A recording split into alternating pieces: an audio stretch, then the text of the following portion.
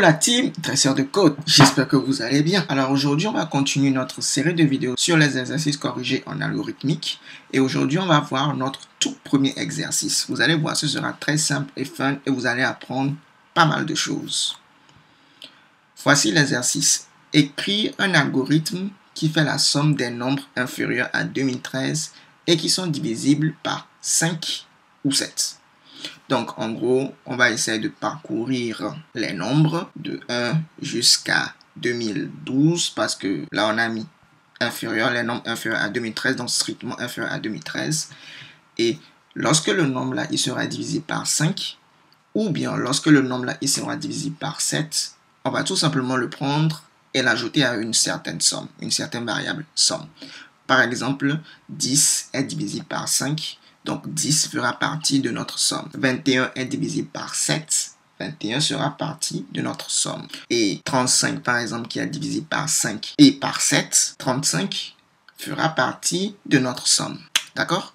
Donc, moi, je vais vous laisser le temps. Je vais vous laisser un peu de temps pour vous-même écrire cet algorithme.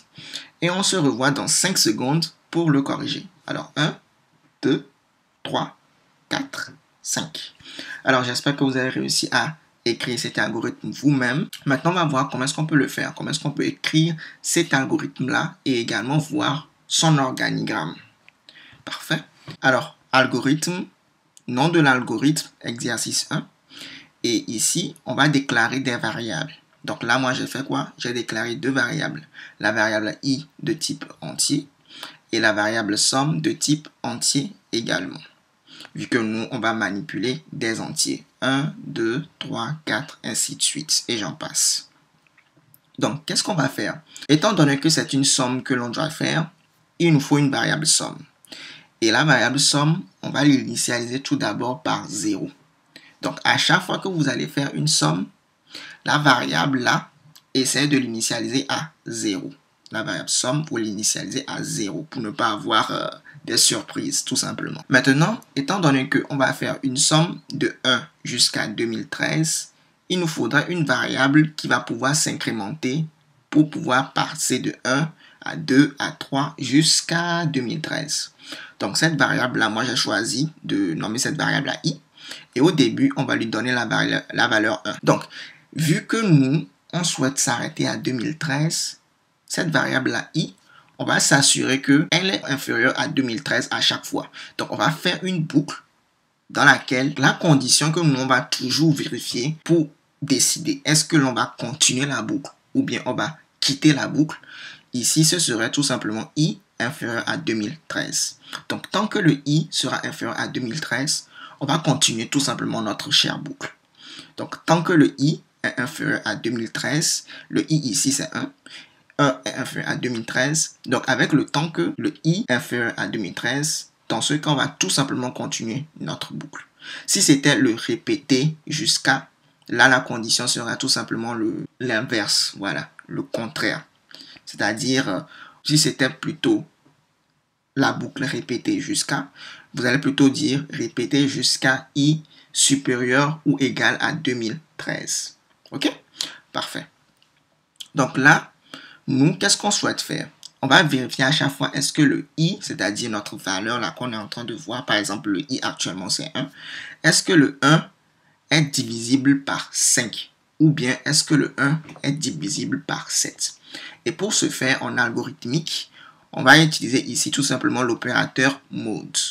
En langage C ou bien dans plusieurs autres langages de programmation, on utilise plutôt le pourcentage. Donc, lui, il va faire quoi? Il va essayer le mode là, ou bien le pourcentage. Il va d'abord faire la division de, là, on parle de 1. Il va diviser d'abord 1 par 5 et il va essayer de trouver le reste. D'accord? Donc, je vais essayer de vous faire un petit exemple. Si par exemple, je prends 1 et je divise 1 par 5, ici, c'est tout simplement 0. 0 fois 5, 0. Et le reste, c'est 1. Ou bien si je prends peut-être 10 et je tente de diviser 10 plutôt par 7, ici j'aurai 1. 1 fois 7, 7. Et le reste, tout simplement, c'est 3. Si un nombre est divisible par un autre, le reste de la division sera toujours 0. Par exemple, je vais prendre pourquoi pas ici 35. Si je divise 35 par 5, ici c'est 7 fois. 7 fois 5, c'est 35. Et le reste ici, c'est 0. Donc, tout à l'heure, je vous ai dit que 35 est divisé par 5. La raison, c'est tout simplement parce que quand on fait 35 divisé par 5, le reste, c'est 0. De la même manière, si je fais 35 divisé par 7, ici, ce sera 5. 5 fois 7, c'est 35. Le reste, c'est tout simplement 0. Donc, croyez-moi, si un nombre est divisible par l'autre, vous faites tout simplement le nombre là, vous le divisez par l'autre et vous cherchez à voir le reste. Si le reste c'est 0, et bien le nombre là, il est tout simplement divisible. Genre le nombre x est tout simplement divisible par le nombre y. Ok, parfait. Donc là, nous, on va juste faire, on va vérifier si le nombre en question est modulo 5 est égal à 0 ou bien le nombre en question modulo 7 est égal à 0. On va juste faire quoi? On va prendre somme. On va prendre la valeur actuelle de somme et on y ajoute tout simplement la valeur de i. Par exemple, au début, somme c'était 0. Donc, on va écraser la valeur actuelle de somme en faisant somme. Actuellement, c'est 0. Donc, 0 plus i qui est 1, ça fait 1. Et on écrase la valeur de somme qui actuellement c'est 0. Maintenant, va devenir tout simplement 1 parce que ici, c'est 0. Ok, 0 plus 1, ça fait 1. On prend le 1 là, on met ça ici. Donc, somme maintenant, après cette instruction, somme sera tout simplement 1. Très bien. Une fois qu'on finit ceci, on va venir ici. Ici, on va incrémenter le i. Donc, le i qui était tout simplement 1, on fait 1 plus 1, ça fait 2. On prend le 2, on met ça dans le i. Donc, le i, maintenant, va valoir tout simplement 2. Parfait. Maintenant, il va finir ici. Quand il finit ici, il va revenir là. Donc, quand je dis le il, je parle de la machine, hein, tout simplement. Donc, la machine, l'ordinateur. OK? Donc, quand je dis le il, là, je parle de l'ordinateur, tout simplement. Celui qui est en train d'exécuter les instructions, en fait, le processeur. Donc, il va revenir ici. Il va vérifier. Est-ce que le i est inférieur à 2013? N'oubliez pas maintenant le i a quitté la valeur 1 pour aller à 2. Donc, est-ce que 2 est inférieur à 2013? Avec le temps qu'il faut que la condition soit vraie. Donc, 2 est inférieur à 2013. Oui. Donc, il va continuer la boucle. Donc, est-ce que 2 modulo 5 est égal à 0? Non. Est-ce que 2 modulo 7 est égal à 0? Non. Parce que 2 modulo 5, c'est combien? C'est 2. Et 2 modulo 7, c'est combien? C'est encore 2. Donc, il ne va pas ajouter à somme la valeur 2. Il va continuer comme ceci. Ici, il va maintenant incrémenter. Donc, il va faire quoi? 2 plus 1, c'est 3. Il prend le 3, il met ça dans le i. Donc, i vaut maintenant 3. Il va revenir ici, faire la même chose. Est-ce que 3 est inférieur à 2013? Oui. Il va continuer. Donc, j'espère que maintenant, vous pouvez vous-même répondre à la question. Est-ce que 3 mod 5, c'est 0? Ou bien est-ce que 3 mod 7, c'est 0? Il va incrémenter, il va passer à 4. Il va faire cela ainsi de suite. On va prendre par exemple un cas. Il prend par exemple 14. I vaut 14. 14 est inférieur à 2013. Donc, 14 modulo 5, ce n'est pas 0. OK? Donc, si je viens ici, je tente de faire 14. Je divise par 14 par 5. Ici, j'ai 2 fois. 2 fois 5, 10. Ici, le reste, c'est 4. Donc, cette condition-là n'est pas vérifiée. Mais cette condition-là, par contre, est vérifiée. Parce que 14 divisé par 7. OK? Si je viens, je fais 14.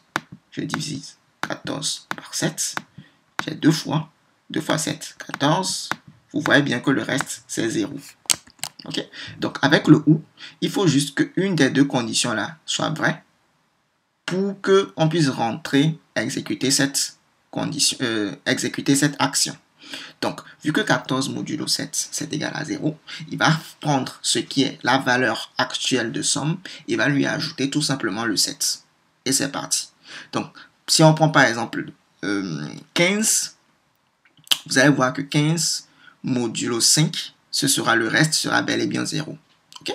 Vous êtes d'accord avec moi que 15 divisé par 5, c'est 3 fois qu'il faut. Donc 3 fois 5, 15. Et le reste, ce sera tout simplement 0. Donc il va rentrer dans cette... il va rentrer ici. Donc le processeur va accepter que, ok, cette condition au moins est vraie. Il va venir exécuter cette instruction et c'est bon. Il va continuer ici jusqu'à ce que on va venir lorsque le i sera 2013. Donc quand i est à 2013, bon, par exemple ici, supposons le i était 2012, donc 2012 plus 1, c'est 2013. On met 2013 dans le i. Il va venir ici. Est-ce que 2013 est inférieur à 2013? La réponse, c'est non. Parce que 2013 est égal à 2013. 2013 n'est pas inférieur à 2013. Une fois que c'est bon, cette condition-là, maintenant qu'elle est fausse, le processeur ne va plus rentrer ici, essayer d'exécuter quoi que ce soit. Il va venir ici plutôt, écrire tout simplement sur l'écran, tout simplement le résultat de la somme. Ok.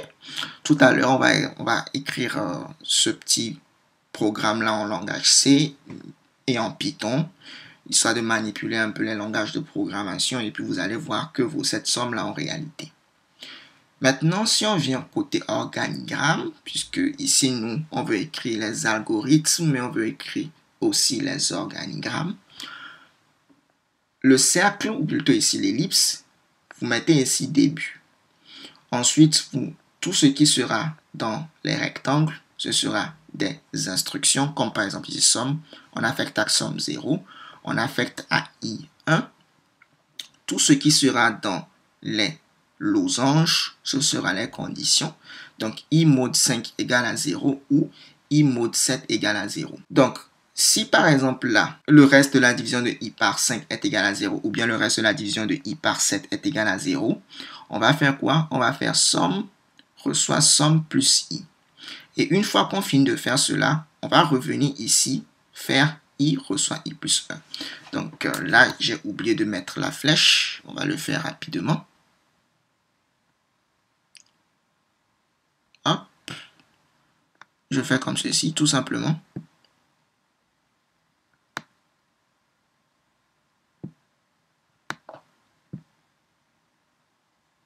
Voilà, parfait. Donc, une fois qu'on fait somme reçoit somme plus i, ok, on a réussi à rentrer dans la condition. Ensuite, il faut continuer à exécuter. Donc, i reçoit i plus 1. Après ceci, on va venir ici, on fait i reçoit i plus 1. Ensuite, on va revenir là, vérifier est-ce que le i est inférieur à 2013. Si le i est inférieur à 2013, on va revenir ici, vérifier notre condition. Maintenant, si on voit que le i mod 5 n'est pas égal à 0 et que le i mod 7 aussi n'est pas égal à 0, si les deux conditions-là sont fausses, alors c'est non. On ne va plus faire somme reçoit somme plus i, on va venir directement faire i reçoit i plus 1, et puis on va revenir là, vérifier est-ce que le i est inférieur à 2013. Si oui, on revient, on teste la condition. Sinon, eh ben c'est simple, on écrit tout simplement somme, et puis c'est la fin. C'est tout. Ok, donc j'espère que vous avez compris et l'algorithme et l'organigramme. Pourquoi pas maintenant on va écrire le code en langage C, puis après en Python. Très bien. Là, on va écrire pourquoi pas exercice 1.c, puisque c'est un code C. Et en langage C, on va d'abord faire notre include stdio.h. Et on va écrire tout simplement notre int main. Parfait. Et comme on l'a vu ici, on a déclaré deux variables i et somme qui sont de type entier. Donc on va mettre ici int i et puis somme. On ne va pas oublier que on a initialisé ensuite le i par 1 et on a fait également l'initialisation de somme par 0. Ensuite, on a fait tant que, donc tant que en langage C, c'est tout simplement while. Donc tant que le i est inférieur à 2013, qu'est-ce que l'on va faire? On va vérifier. Le si, c'est le if. Ok? Si, c'est if en langage C. Si le i est divisible par 5, tout à l'heure je vous ai dit que le modulo en langage C, c'est le pourcentage. ou bien le ou, c'est comme ceci, vous mettez les deux pipes là comme ceci, ou le i est divisible par 7. Ok, donc si i modulo 5 est égal à 0, ou i modulo 7 est égal à 0, alors qu'est-ce que nous on va faire? Alors nous, on va tout simplement faire somme reçoit somme plus i. Ok? Point virgule. Voilà. Vous pouvez faire aussi comme ceci. C'est possible. Somme plus égale i. Donc, faire ceci, c'est également faire ceci. Ok? Parfait. Ensuite, qu'est-ce qu'on va faire? On va faire i plus plus. C'est-à-dire i plus égale à 1. Ou encore i reçoit i plus 1. Donc, je vais vous l'écrire. Faire comme ceci. C'est encore faire comme ceci. Ok? C'est encore faire comme ceci. I plus égale 1. Donc, tout ça, ça veut dire la même chose. Donc, une fois qu'il termine cette boucle, tout ce qu'il va faire, c'est nous afficher le résultat. Donc, pour afficher une information, c'est printf. Donc, printf pourcentage d. Donc, nous, on va pourquoi pas mettre somme égale pourcentage d. Et puis, on met somme. Donc, le pourcentage d, ça veut dire qu'on va afficher tout simplement un entier. Voilà. Donc, somme, ici, c'est un entier, c'est un int. Donc, pourcentage d, il va prendre ce qui est ici au niveau de somme. Il va remplacer ça comme ceci pour nous donner l'affichage. D'accord? Donc, pourquoi pas, moi, je fais un signe au terminal. Et je vous invite à regarder ma série de vidéos sur le langage C. Parce que nous, on va compiler et puis exécuter en même temps. Donc, GCC pour compiler. Exercice 1.c-o prog et ./prog. Donc, ça, c'est pour compiler. OK? Il va nous sortir un exécutable que nous, on appelle prog. Et après avoir fait tout ceci, il va faire quoi? Il va exécuter. ./prog. Ok? Moi, je vous invite à regarder. Là, je vais mettre anti/n pour revenir à la ligne. Je vous invite à regarder ma série de vidéos sur le langage C pour bien comprendre tout ceci parce que je l'ai répété plusieurs fois tout au long de la série de vidéos. On y va, parfait. Donc, comme vous pouvez le voir ici, il nous dit que le résultat, c'est tout simplement 636 456. Pourquoi pas on va écrire le code Python. Donc là, je vais venir ici, exercice 1.py. D'accord? Alors, j'ai fait également une série de vidéos sur le Python. Je vais vous montrer. Voilà.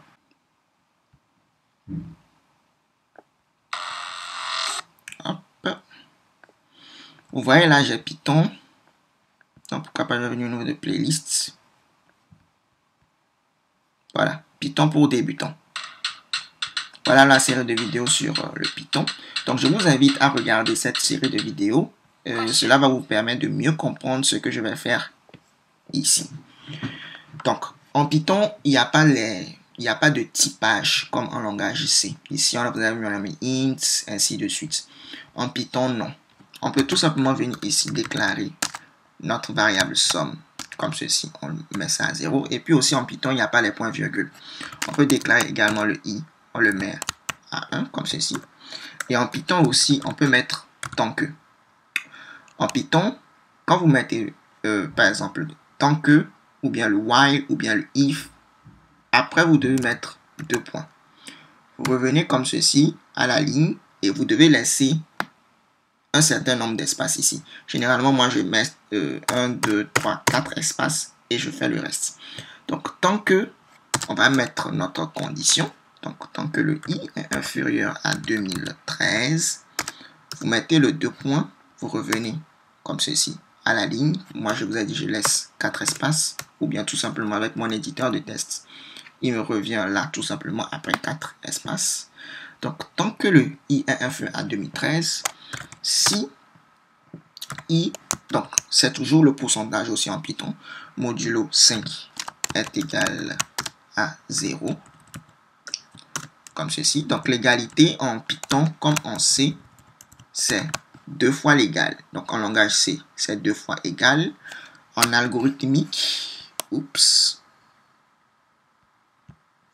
Voilà, en algorithmique, c'est juste un seul égal. Donc, j'aimerais que vous voyez cette différence. En algorithmique, juste un seul égal. L'affectation en algorithmique, c'est la flèche.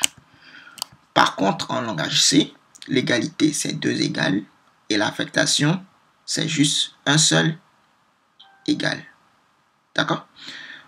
En Python aussi, c'est 2 égales pour l'égalité. Et l'affectation, c'est un seul égal.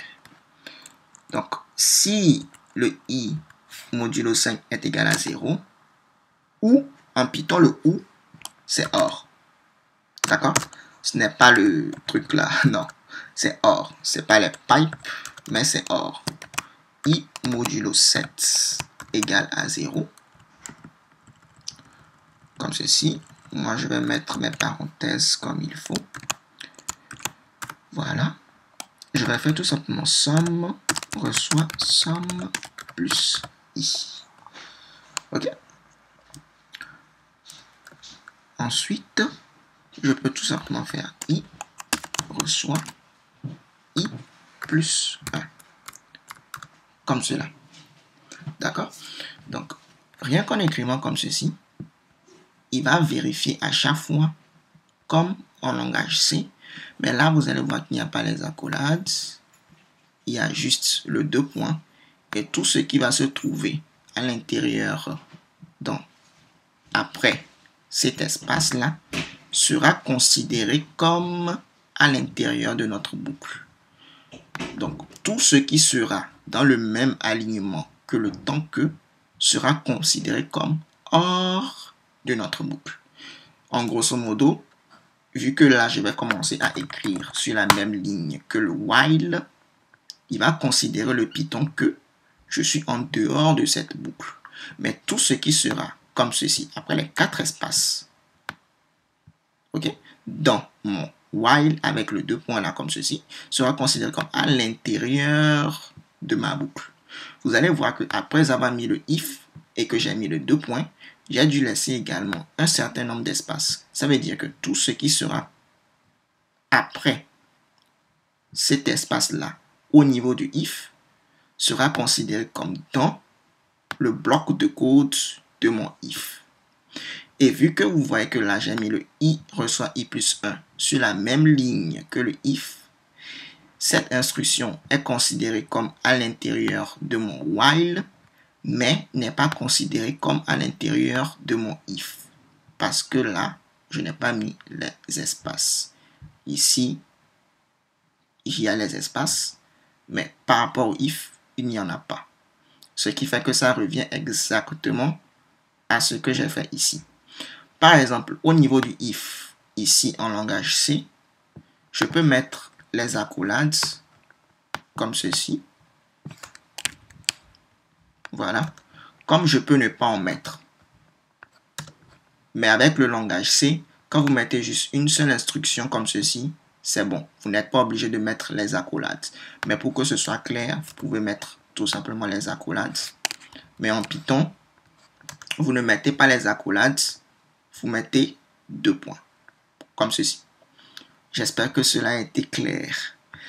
Donc là, je vais venir mettre print, je mets somme, et c'est bon.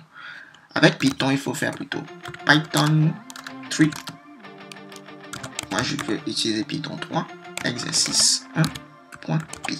Et hop. Vous voyez qu'on a eu le même résultat. Ok, 6356, non, 630, c'est difficile, 636 456. Donc, je pense que l'on va s'arrêter là pour cette vidéo. J'espère que vous l'avez apprécié. Donc là, on a fait quoi? On a résolu cet exercice-là. Cet exercice d'écrire un algorithme qui fait la somme des nombres inférieurs à 2013 et qui sont divisibles par 5 ou par 7. On l'a fait tout simplement en algorithmique. On a écrit l'organigramme et on a également vu le code en langage C comme en Python. Donc la prochaine fois, on va voir un autre exercice. D'ici là, portez-vous bien. Stay tuned and take care. N'oubliez pas de liker cette vidéo, de vous abonner, de la partager. Et on se dit à la prochaine, les amis.